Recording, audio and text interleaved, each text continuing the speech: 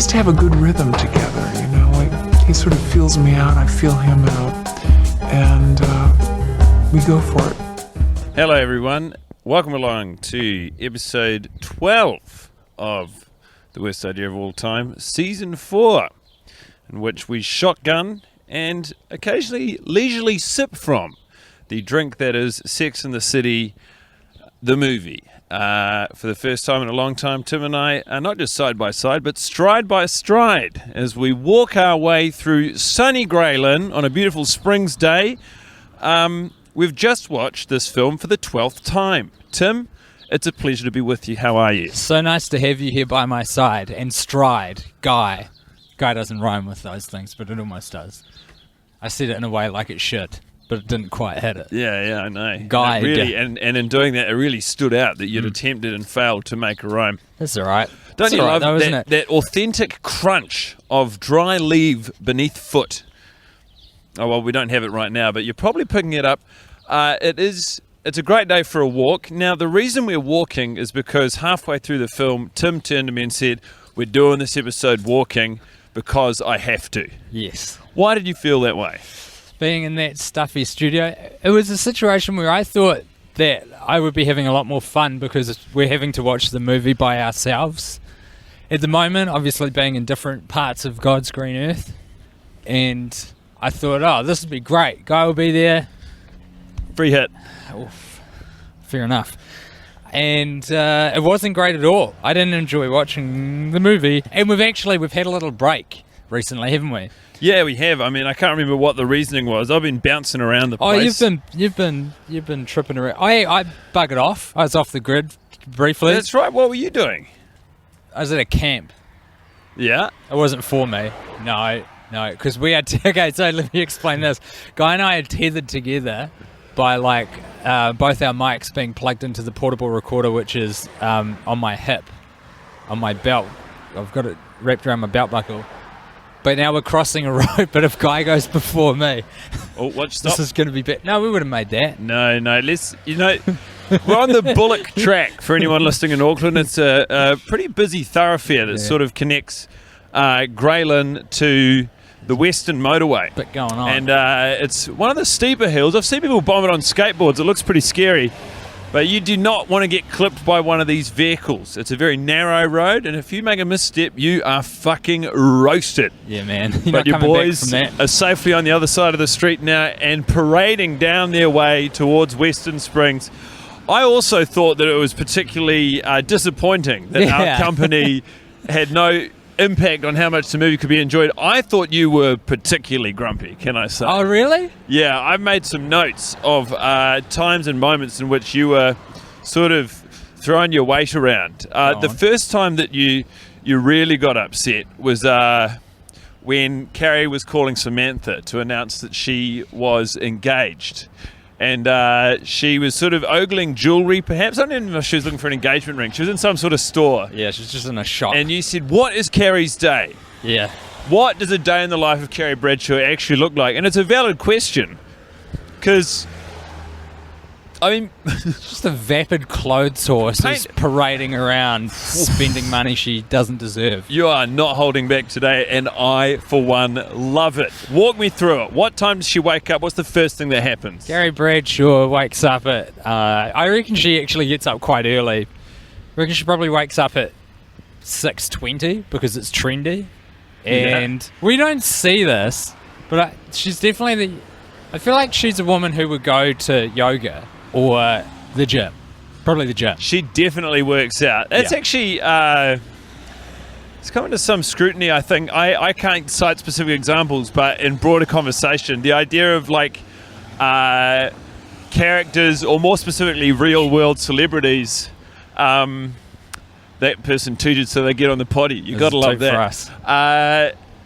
Who sort of, you see them eating meals at all hours and hoeing into a calorie-loaded burger. Yeah. You never see the hard-working graft that goes into maintaining that svelte Hollywood figure. Bloody oath. So it creates a false narrative whereby, other people think that that's attainable or that's an ordinary lifestyle. But you know for sure that both Carrie Bradshaw and SJP put the fucking hours in on their body. She is cut like a snake. She absolutely is. She must work damn hard to get there, and especially because she's what, 40, late 40s or something when this was made, early she was definitely 40s, like 45 maybe when she made this movie, and look, fantastic, great stuff, but don't shield us from the process. Gotta see the process. Absolutely. So I love a Rocky style training montage with Sarah Jessica Parker. That's what I want. I want to see her running upstairs in Philadelphia. See where that movie was shot? Yeah, it is. I actually ran up those stairs. What a legend. Yeah, it was really cool. There were a lot of other people doing it at the same time. Not Carrie Bradshaw, though. Well, sadly. I didn't see her. I mean, if SJP was there, I feel like that would have been more of an event than the stairs themselves. But so 6:20, maybe some yoga, maybe a trip to the gym. How long is she there for? What happens afterwards? She is there for 45 minutes every morning, and she gets a juice from whatever tank is called in America. What would it be? What's like a prominent... Joe the Juicer or something, I don't know. Is Jamba Juice is like not healthy, eh? It's basically just... Jamba Juice, yeah, I feel like it's a sort bit of... more McDonald's of the juice world. Yeah. Juice in general. Yeah. Is it healthy or not? No, certainly not. So that's a smoothie's good for you.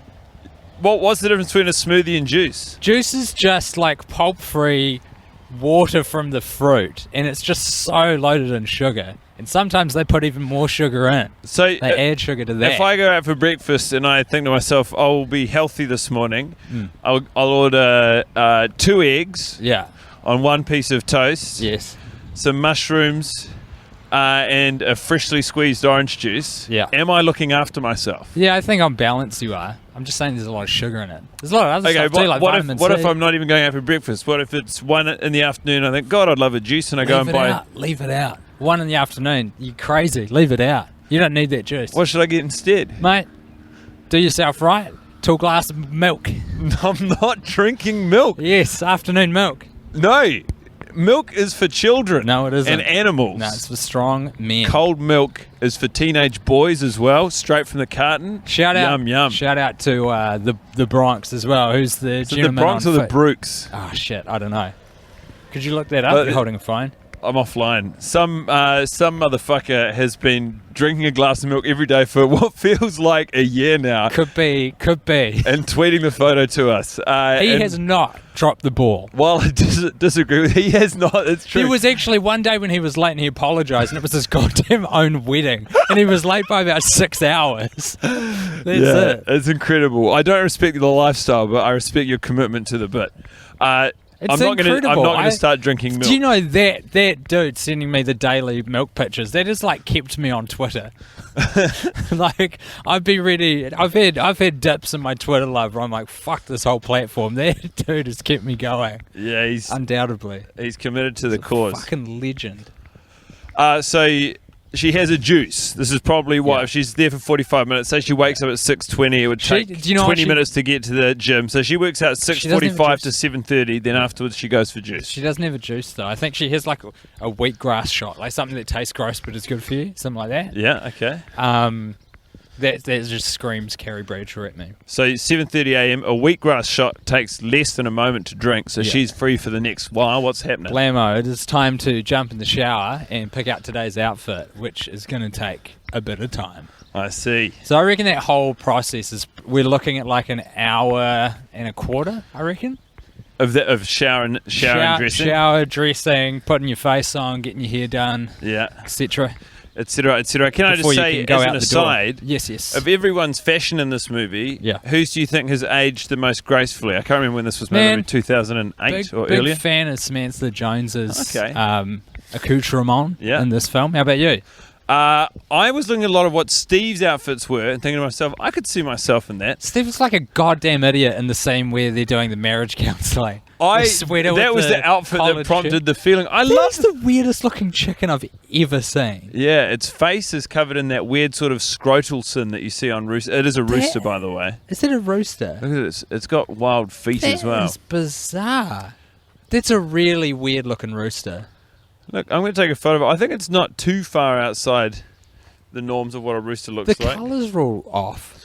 Yeah, look, you're going to see a lot of Crazy. you're going to see some really, tip-top birds here, and you're also going to see some mangy motherfuckers. Some dungers. Also, Some we're going to real be dungers. striding past some pretty aggressive geese. Yeah, I'll try and get them mic'd up so they can talk to you, dear listener. But no, the outfit he wears in the marriage counselling, I think the seat is the real scene stealer in terms of ludicrousness in that scene. You put me onto this, and I'm so glad you did. The seat is absurd. But I love the wash and cut of Steve's jeans. I think that sort of brown cashmere-looking sweater over a navy plaid shirt, I liked it all. I could see myself wearing that entire ensemble. So for Really? you to call it ridiculous is mildly upsetting to It me. was too. I think also maybe it was too big for him. If it was like a size smaller, I think it would have been a real good look. Okay. But it wasn't. Anyway. Looked like so- he was wearing his dad's Agree to disagree. clothes. Yeah, look, these birds. There's just too many of them. No, they're good. They're friends. Look, they don't even move when you get close. Yeah, because they've been completely tamed to humans here. And they have no respect for this footpath. They've got none. Just to fill you lot in, I mean, the walkway on which we're standing is literally caked in I would say defecation. 40% goose shit, It 60% asphalt. Fucking crazy And amounts some of these geese bird have poop. dropped bombs. Yes, man. Look at that.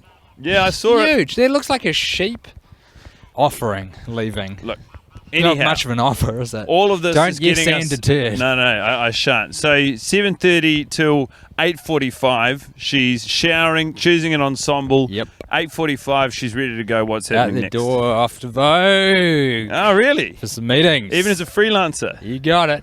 She's got to go meet with Candice Burgeon, who Turned in a fantastic performance this week, actually. I love that woman. She plays an Anna Wintour type, or not type, but her role in real life is Candice Burgeon's role in the movie.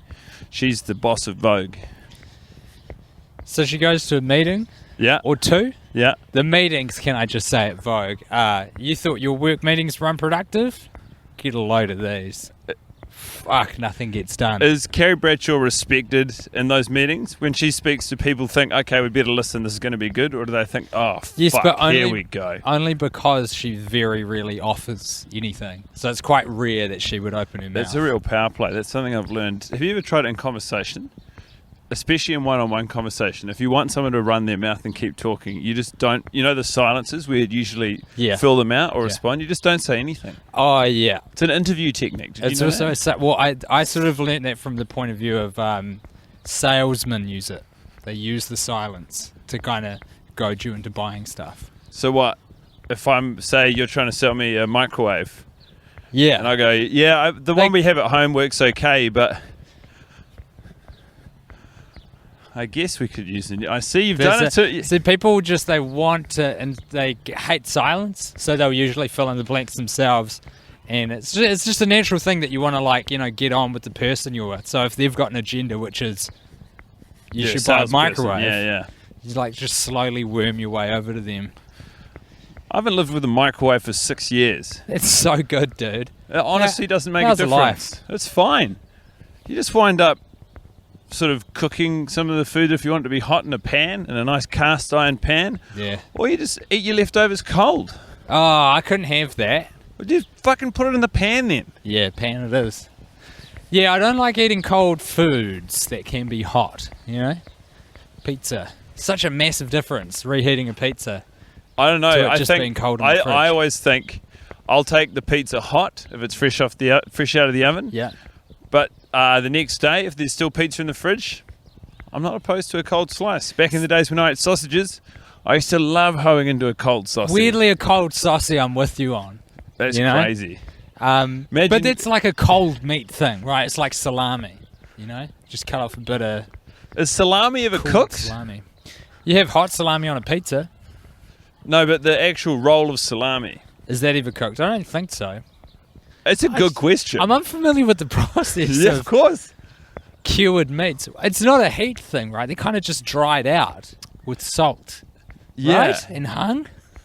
Yeah. Is this where salami comes from? So what, you just take some loose flesh of Yep. animal, Yep. you put it on a hook, you turn it into a sort of I baton shape, I think you salt it, and you just put it in a dry room until you're like, yep, I reckon you can eat that now. Is salami a combo effort thing? Like, do you kind of mince up a whole bunch of meat and form that into a... No, that's like luncheon meat. Yeah, true. Which I used to love when I was a kid. Fuck, how horrible is luncheon? Oh, it's pretty bad. It's so bad. It looks, of all the meats that humans eat, it looks the most like dog roll. Because it is, I think. Well, there you go. It'd be Just cut even finer. semitones Look at that! Look at that beautiful adolescent swan. yeah. Oh, that is truly cute, prime eh? time for a swan. You reckon? Well, you might know the fable, the ugly duckling. I've heard of it. That's a swan. But you get to this point where they're probably, 11 or 12 in swan years? Why isn't the ugly duckling a duck? Okay. We've stopped too long to look at this. Well, because that's the twist. Yeah, the parents are freaked out at us and approaching. That's what I like about these black swans here. They take no shit. I have Nice. run and wailed in fear of one of these swans before. How recently? Not these particular two. It would be about a year. Oh, I thought you meant as a child. No. But an adolescent swan is a thing of beauty. It's got that sort of fluffy chiclet. Down? Down. Do we call it? Yeah. Anyhow. Beautiful so pelt. 2 meetings at Vogue. She arrived there probably between 8:45 and 9. I'd say 45 minutes per meeting. Yep. No, they're an hour. Okay. Nothing gets done, but they are an So hour. that means that at 11 a.m. Yeah. she's had a pretty fucking productive morning. Yes. When does she Well, it start feels like it, mincing doesn't it? around? Because to me, the Then. place of aggression. That's her work day done. Okay. Yeah. That's it. So from 11 a.m., boom, carry time. This is when we see her with the girls. This is when she's going on her adventures. Can you what are her adventures? You know, picking out next season's fashions. What do you think that is? What do you mean picking out next season's fashion? Well, she's the trendsetter. She's determining what's going to be. You think, next so when in she shops for vogue clothes, is she looking? accessory. Does She's she dress going like fanny a packs. brilliant Russian chess player? Several So moves specific. ahead. Oh, yeah, okay. I was like, what do Russian chess players dress in? What do they look Mostly like? like tweed jackets. That's what I'm thinking. Not high fashion. We got the same picture. But it wasn't. So it wasn't just the idea of sort of me. her lazing through the days. It was also. Oh, I thought there was a wild zoo animal, but it wasn't. It was just another bird. So many birds here in Western Springs. I went to the zoo the other day. Depressing. No, man, they're pretty good here. I think they know what's up. Some impressive animals in there. They've got a couple of elephants, bunch of zebras, giraffes. They're just there.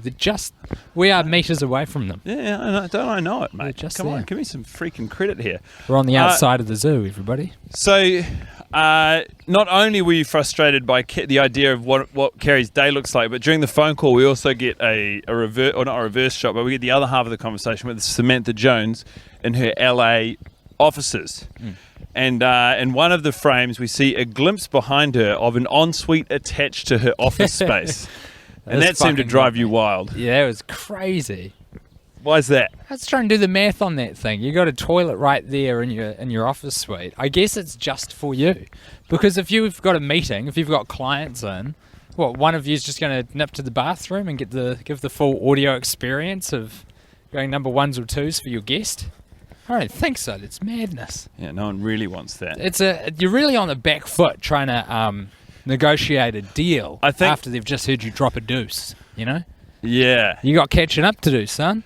I was in Golden Bay the weekend just been, which is a sort of beautiful. It's the tip of the South Island here in New Zealand, and I was staying in a beautiful holiday home, and in an insane piece of design. There were sort of 3 master bedrooms at this place, and she got left, I think. All of them had en suites, but every single ensuite, instead of having a mirror between when you first go in there, it looks like there's one of those two-way mirrors. So it's like from one side it's a mirror, from the other side it's a window. Oh yeah, yeah. So it looked like it would be a mirror, so that people in the bedroom would just see a reflection of themselves on a full wall mirror, and then people in the bathroom would be able to see into the bedroom still. But as it turns out, none of them were mirrors. They were just whole wall windows between the bathroom and the bedroom. This is a rich person thing. I have stumbled into like 5-star accommodation only a couple times when it's been kind of gifted to me. Like, for example, someone gave that to Zoe and I as our wedding present. Yeah. And like, there's something about rich people that they love watching their house guests go to the toilet. It is weird. Well, it pretty much forced intimacy. Yep. I Upon- wouldn't even call that intimacy though. Intimacy is no, lovely. This is like No, but intimacy is a multi-purpose word. Yeah, that's true. It sort of it accelerated the comfortability between myself and my beloved. As over the weekend we grew more and more, and then eventually I would argue too comfortable with the idea of watching each other ones and twosy. that's craziness. I know no one wants to see. You would think no one wants to see Keep that. some romance in the relationship. Man, the you know? romance is alive, but it's also it's just Well, then like you're crossing the streams. It's all weird. You gotta keep the playground separate from the what do they call it? toilets. The refuse area. Oh yeah. You don't want to build a refuse centre next to a playground. This is it. That's what I was alluding to. Anyhow, Is it illusion if you just fuck up what you're saying and you are unclear? Can you claim illusion? yeah, I think you can. You were alluding to something. I'm doing it. No, but let's go You this wanna way. go that way? We're going to go up a big hill this way. All right. People are going to hear us pant. Good. What do you think about that? Let the people hear. Let them listen. Let them listen. Let them experience it. So, can I ask you a question? Yes. This was our 12th watch, and we're going to do 52 of these. How does that make you feel? A little on edge. It is still a little surreal. It felt like such a good idea going in. And we came in hot. Does. I mean, unsurprisingly, the worm has turned somewhat. Oh, here's a sneeze. Is it? God Yeah. damn. Folks, Don't you hate that feeling? imagine what Guy Montgomery looks with his little face screwed up in that preemptive sneeze position. It's cute. I'm sure, yeah, I thought I looked cute, but I'm sure I didn't. I'm not excited by it. I can only imagine. Like, I was being pretty aggressive towards Charlotte, as we all know. Charlotte and I don't really have a lot of time for each other, and Not presently, but we'll wait till the 20s. yeah. But this is what I'm saying is, like, I can't imagine that relationship growing healthier, maybe temporarily, in the way that a toxic relationship has moments of intense passion and then moments of intense sort of dislike. Right. And I'm not looking forward to that. I'm in a pretty good space in my life right now. Yeah. And I feel like when we started, this was one of the few regular things I had to sort of build a day or a week around. Something That's I why could you were so sink hot my into it. fingers into. Yes. Now I sort of feel quite happy in my life, independent of having to do this, and I feel like it's going to drag me down. Will I keep doing it, in spite of the fact I know it's not good for my mental health? Tim? Absolutely. Yeah. This is the project. This is So, the to process. answer your question, I feel bad. I feel bad that we have to watch this movie 40 more times. How do you feel? Yeah, I share your sentiments completely. But, there is... I don't know. It's an interesting one, isn't it? Because we did 3 seasons and we went, you know what? Put this thing out to pasture, sink a bullet into it. We've really wrung this out, to the max. Yeah. To the absolute max. And then we really only took, 6 months even? No, much longer than that. We Oh, took was it? Was it a full year? close to a full year. Took time off between drinks and, we just suddenly found ourselves craving each other's company, I think, more than anything, and we don't know how to be friends outside of this podcast. Do you think that's what this is? I think that's a big component of it. Do you think that this is the life support that maintains a connection between Tim and Guy? Yes, unfortunately, I do. The fact we can talk openly about it suggests we could move beyond just existing through the would think. podcast. That's true. We've had ample time to try it. and That's it how just hasn't emotions worked work, out. though, man. Just because you understand the kind of, the physics of it all, emotions are different. They follow no rules. Just because we know that our friendship is trapped inside of this this chrysalis. Yeah. This is a bad metaphor because that forms into a butterfly eventually. It's perpetually trapped in this prism. That's good, That isn't is the it? podcast. And even though we know that our friendship is locked in a jail cell called the worst idea of all time, we can't break free of it. I suppose that's right. I still hold out hope. Now, to turn back to your mood during the movie, Tim, Yeah. during the bridal gown photo shoot, which doesn't happen too long after Fucking that, hell. you said, and I quote, Yep. "This is the most self-indulgent thing I've seen in a movie." Tim Batt. Yes. No regrets on that comment. Can you Because Sarah expand Jessica- upon it, please? Sarah Jessica Parker is an executive producer and has a lot of input with the story of these movies now. And it just like to be in that position and just chuck a cash, cheeky 10-minute montage of you wearing beautiful dresses where there's no dialogue just seems like a massive abuse of power. Well, and I can totally understand how Kim Cattrall and her had a big falling out because it was all this power play bullshit with SJP chucking her weight around. There's not it's just an ensemble show. But this is what fans want to see. They want to see Carrie Bradshaw, Do they? the ultimate single gal, finally being married. They want to see her in a variety of gowns. Give me 3 though. This is what I'm saying. A little restraint. 3 dresses. Not only is there no dialogue, we get the optics are SJP in various different bridal couture, and on top of that, we then get sort of wistful voiceover from her saying, "And Alexander Petro," or brands, Vivienne Westwood. Chanel. Silly. It Just to is. beat you over the head with how good everything's going for her. I really, and that is still why one line stands out to me, where she says, Look "Can't out you for that feel the barbed one?" wire, mate. I'm Very all close over to it. That's why I really like that part where she does say, "Can't you feel what I want you to feel right now?" Jealous. It's one of the few moments of honesty, not even self-reflection, just like self-awareness that Carrie displays. Otherwise, it's frustrating because you're just dealing with someone who shows narcissistic tendencies and no desire to learn or even appreciate that that's what's happening. Come over here. Yeah. Oh, no. Yeah, I got you. I got away from you. Guy found another fire hydrant from which to punch me, but I got out of his arm. So for our American listeners, free hit is something you do with your siblings and friends when you're a kid. If you're walking down the street, there are all these sort of yellow, what would that be called? It is a fire hydrant, but what's the name of it? It's like a grate almost, but it's not a grate. They're in the ground over here, guys. And All so you Yankees. and They're not like a big thing for dogs to piss on here because we've put them in the ground. Yeah, and they're marked by a yellow topper that says FH, standing for fire hydrant. But when you're a kid, what you do is you think it's a free hit, and so you put your foot on one, and then you can punch whoever's in arm's reach. You have to know them, obviously, to the point that it's okay to punch them. Kids love hitting each other, eh? We make up so many games to punch buggy. What was that one? You see a beetle like and you mini or something, you just hit someone. I remember that one. Kids are crazy. I've been spending a lot of time with a 3-year-old recently. How's that going for you? It's going okay.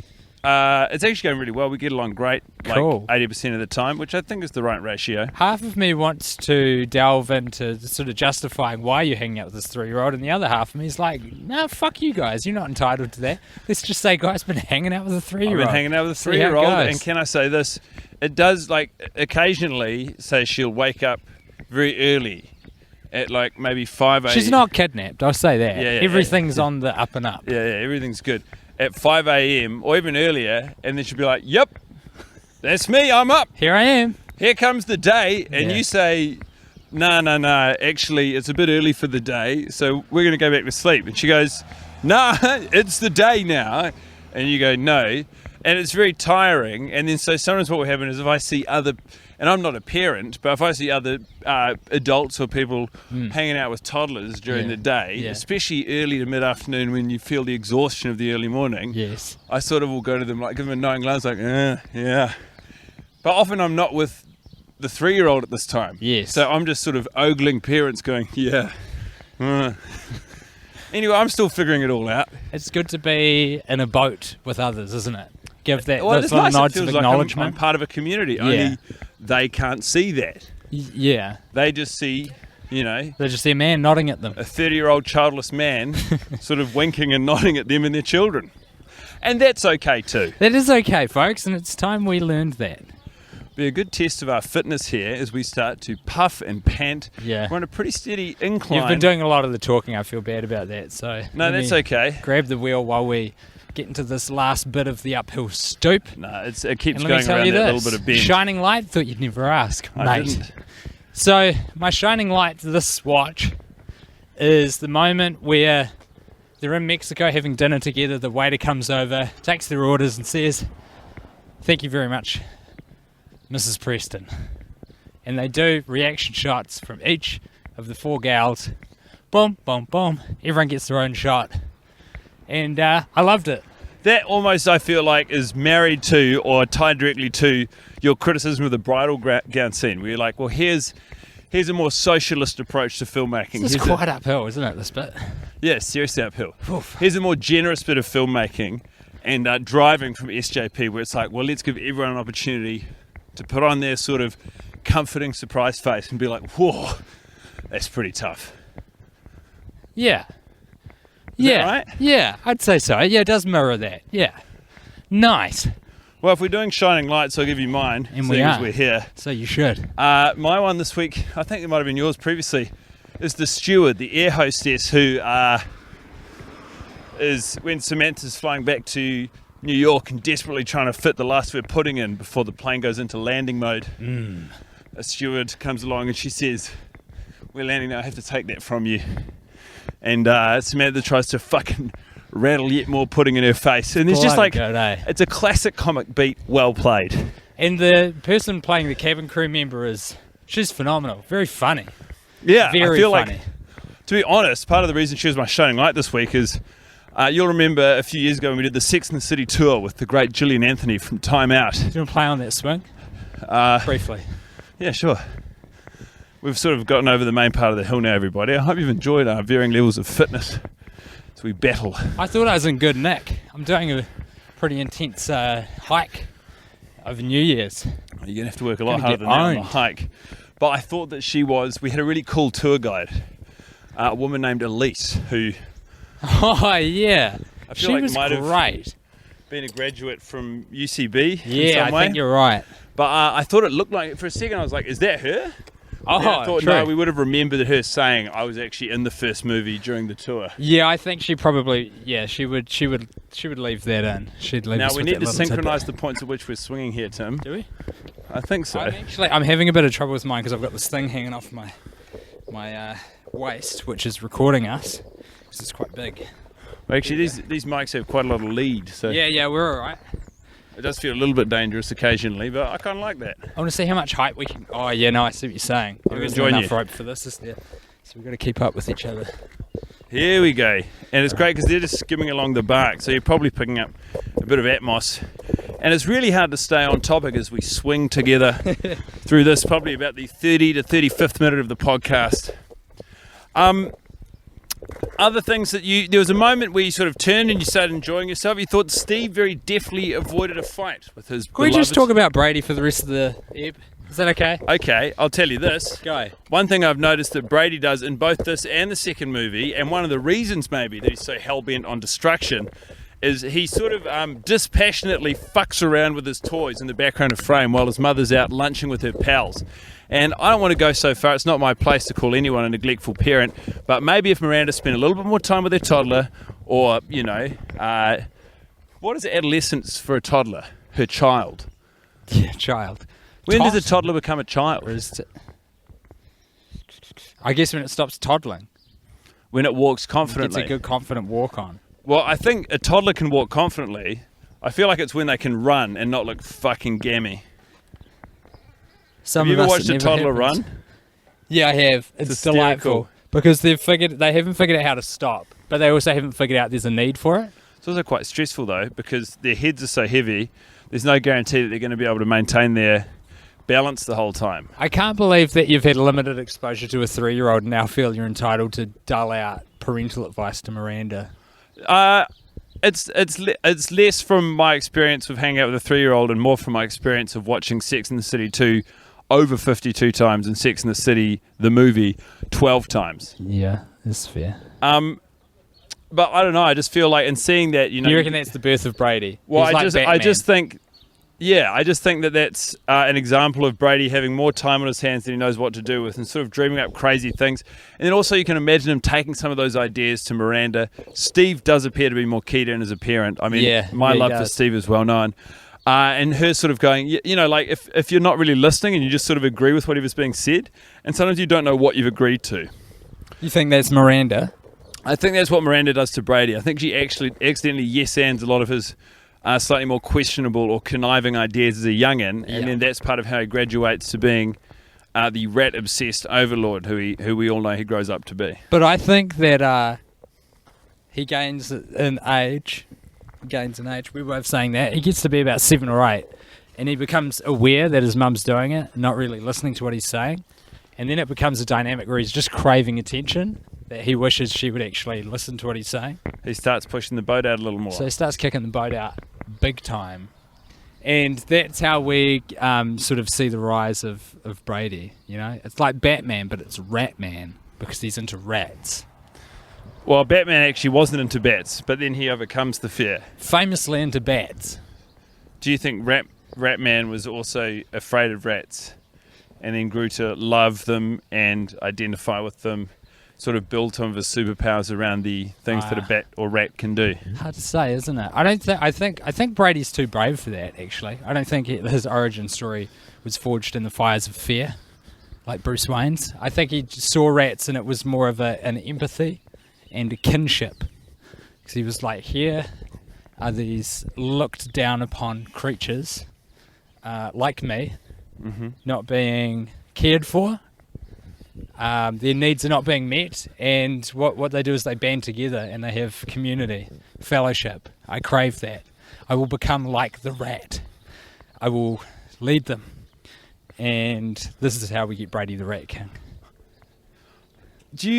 I feel like, I don't know, I mean, the thing is... Teach one rat will teach the rest of the rats. Teach a man to fish. He's got some fish for a little bit, but they're dead. Teach a rat how to teach. Infinite rats for you to keep. Teach a rat how to teach. Infinite rats for you to keep. It should be on a t-shirt, yes. or at least a tea towel. Yeah.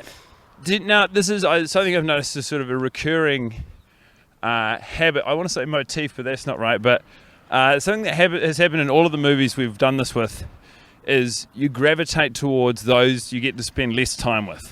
Yeah. Because now, when you say you, do you mean one or Tim? One gravitates. One gravitates. Right. And that's because the more time you spend with the lead characters, the more holes you can pick in their personalities, the more frustrated you become by them repeating the same mistakes over and over, the angrier you get at their, various different personality traits. Those who you don't see as much, you get to project light and hope and sort of all the things you'd like to see in characters onto those people. And I'm starting to think maybe that's part of why I like Steve so much, because in my mind, Steve is quite a doting and caring father. Him and Brady share a very healthy and strong bond and relationship. Mm-hmm. But truth be told, we barely get to see any of that unfold. The only moment of action between Steve and Brady in terms of one-on-one parenting is Steve picking up Brady the night of New Year's Eve to spend the night with him. Yeah. Beyond that, he it? calls him B-Boy, which is quite a cute nickname, and it sort of suggests a kinship, but otherwise we don't know. So in my mind, I'm thinking, well, I don't understand why Brady would be such an irate little shit who's obsessed with rats if he's got a really powerful parental figure in his dad, even if I think that maybe Miranda's not doing the best job. But maybe Steve's dropping the ball as well. Maybe he's not having a great time at Dad's house either. We just don't know. It's a classic fun dad thing, isn't it? He's tripped into one tiny portion of the movie, being a fun guy, and we're like, oh, great dad. We just saw him for fucking 30 seconds. Yeah, because then when they leave the house, you sort of hear, and ADR is also a real fucking superstar in this movie. Some of the best stuff comes in ADR. If you haven't tuned in for a while, ADR stands for additional dialogue recording. It's when they tape voices onto the movie separately, like after the fact, because they have a look at the footage and they go, it would be good if we got some little vocal recording of it just helps Harry provide saying context and atmos. Nothing better after dinner than an illegal Cuban cigar. One of my favourites. But when Steve picks up Brady from Miranda's house and they go down the stairs as they head back to their place, you hear him say, you know what we're going to do? And it's sort of muffled, but if I'm not mistaken, the audio I heard this week was start a fire. Love it. And now, while if Brady likes fire, there's an example of good supportive parenting, you've also got to think, I don't know if you should be encouraging arson in a 5-year-old. You can't spell arson without son. Brings a father and a boy together, guy. Learning how to light fires and run away and get away with it. The way I've seen the world, Tim, it's always been you either live long enough to see a big fire, yes, or you start a big fire yourself. Yeah, that's it. What do you want to be in this life? Do you want to be the fucking idiot who phones in a big fire to the cops? Or the guy who starts it and runs away? Possibly both. Yeah. Some people start a big fire, then they call the police and they say, hey, there's a big fire. There's a big fire. They don't take responsibility. They just observe the fact of life. Some of them say, hey, I started a big fire. The cops go, what's your name? They go, wouldn't you like to know? And those people are the volunteer fire service. bored out of their skulls, constantly lighting fires. Honestly, I'm not taking that back. That's true. The volunteer, that is a pretty weighty accusation. Yeah.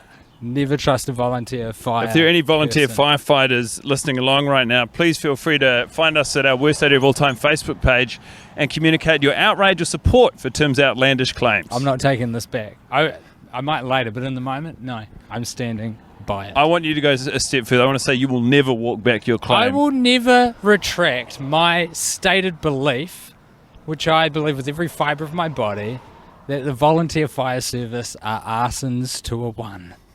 I like it. Why else would you do it? Just Probably to be because, super helpful.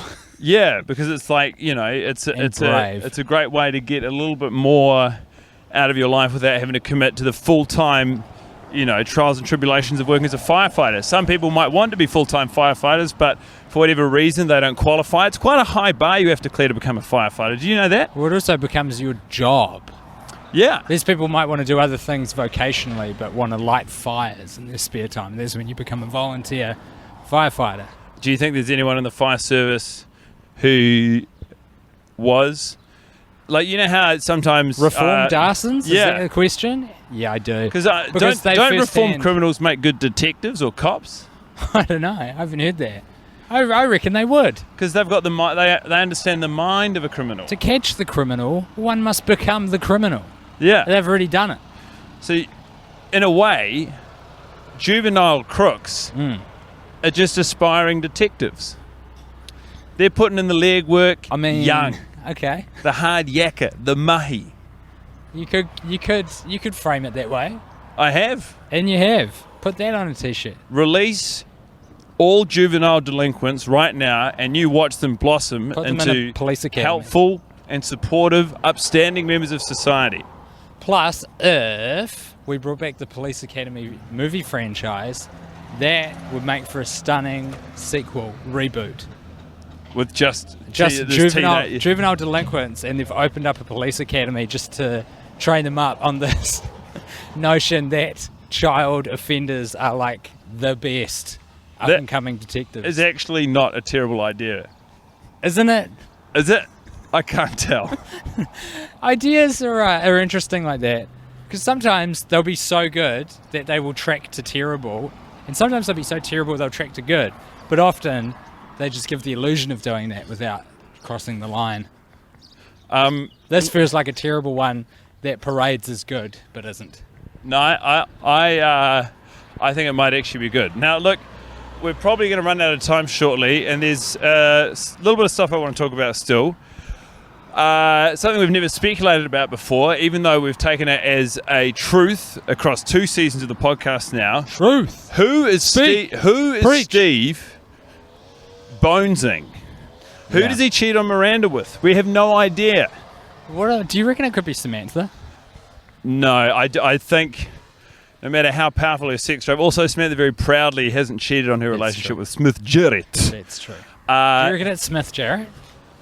See, now you're asking a more interesting question. We do not know the gender of the participant. And Steve, sexual liaison, as I can attest, is a potent and attractive person to both genders. Someone's missing a chook named Drip Drip.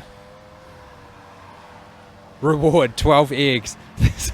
That's funny. Oh, it's an ambitious reward. I mean, if someone finds the chook, do the math, people. Yeah, you just keep the chook. It's infinite eggs. Use your fucking head, people. Good God. Anyway, sorry. I interrupted you, and I apologise. Got an urban chook on the loose. So we've got Steve having sex with... Hold on. Steve having sex with... We're crossing a road again. They're giving us the wave. It's Steve having sex with Smith Jarrett? Someone. Maybe Smith Jarrett. Smith Jarrett does work a lot of late nights. He's often absent in his relationship from Samantha. She gets frustrated by that. He sort of puts on the good guy front, as Steve Brady does himself. Mm-hmm. Where do we see? We see Steve and Smith together at the rehearsal dinner when Steve comes to apologise to Miranda. He's outside enjoying an illegal Cuban cigar with Harry and Big. Mm-hmm. I'm starting to think to myself, this could be a thing. Is this plausible? Does Steve run off to fuck Smith Jarrett? Because Smith Jarrett is also having trouble in his relationship with Samantha. He feels she's disengaged. We know that she's struggling with happiness because she's a more openly, which almost qualifies the behaviour, but she's more self-centered than some of the other people in the movie. I think this thing has legs. Yeah, you're going to entertain the notion? Well, I want to believe it too, because I think, it's horrible people being unfaithful in their relationship. But I think those two dudes would have a lot of fun together. I think they would have a lot of laughs. And also, I mean, I don't know what Steve does. I think at some point in the series he might have opened a bar. But Steve seems pretty comfortable as a sort of stay-at-home dad, as a partner whose responsibility is more to do with, supporting the breadwinner, if you will, as Miranda is framed to be in their marriage. Yeah. Smith Jarrett, he is a breadwinner. He's an international superstar. I see. So the dynamic of the relationship works as well. Even though they both sort of go back to their partners after their tryst, it seems to me that I could see where the attraction comes from, their mutual frustration in their current relationships, the sexual chemistry. I mean, we don't see anything on camera, but I wouldn't mind seeing a little bit of that action. This thing holds water, Tim. Cool. I like this. I would like to press forward with the knowledge from here on in. It's canon now in Sex and the City that the tryst, let it be known, is between Smith Jarrett and Steve, Mayor of New York City, seller of dictionary. That's the plural of dictionary. Well, you learn something every time you listen to an episode of the podcast. We are actually winding down to the end now. Both of this episode and our walk, a perfectly paced stroll through Western Springs. It's good, eh? It's a good time. So, look, anything else? I don't want to leave anything on the cutting room floor here, mainly because I don't edit these. But anything you want to say? I'm just having a quick... let me say this, just while you look that up. It's wonderful to have your physical presence here, Guy. Oh, thank you. I love it.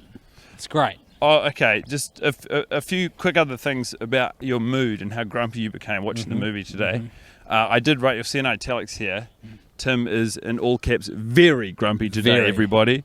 And that is the meat in a sandwich above which I've written, you play poker, right? And you've said this is the worst analogy I've ever heard. It is. If you up the ante, that would remove players. Yeah, because they're talking about the guest list ballooning out at the wedding.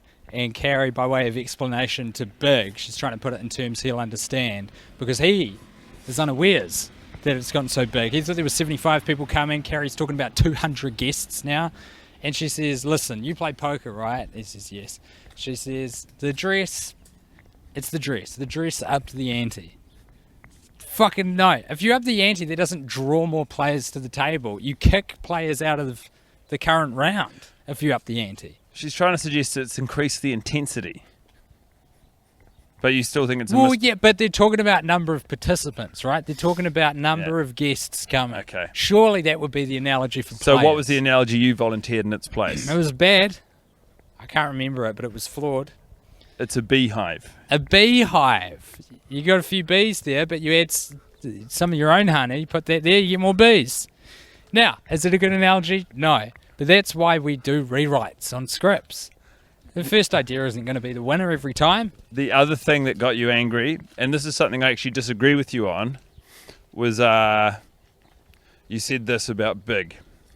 He kisses her, being Carrie, he kisses her on the nose 3 times in this film, and it's disgusting every time I see it. He kisses her on the nose. Yeah. I hate it. He French kisses her nose.